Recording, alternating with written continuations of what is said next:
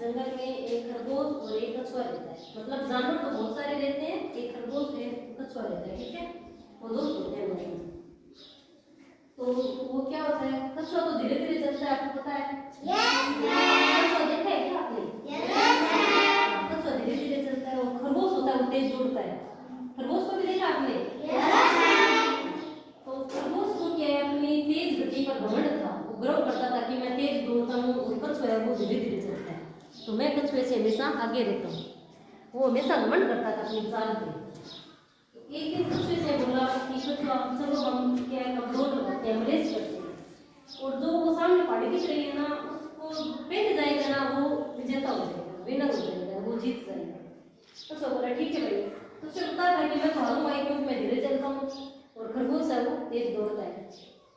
तो सभी जितने भी जंगल के जानवर थे, सभी उनकी इस दौड़ को देखने के लिए वहाँ इकट्ठे हो गए।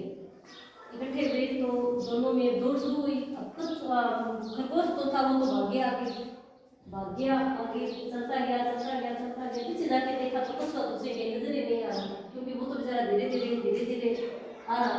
तो खरगोश तो बहुत आगे आ गया, उसे कछुआ कहीं नहीं दिखा। गर्मी का मौसम था, तेज धूप थी, आगे एक पेड़ था, खूब सारी छाया थी उसकी।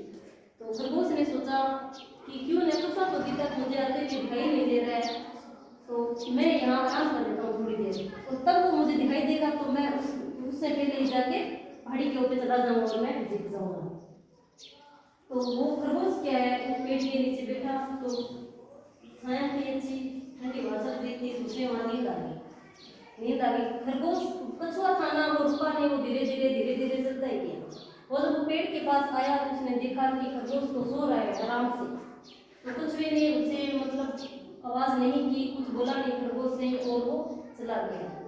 जब खरगोश को जाग गई ना, आंख खुली उसकी, तो उसने देखा कि चलो कछुआ तो भी दिखाई नहीं दे रहा, और मैं जल्दी से जाके जीत जाता हूँ।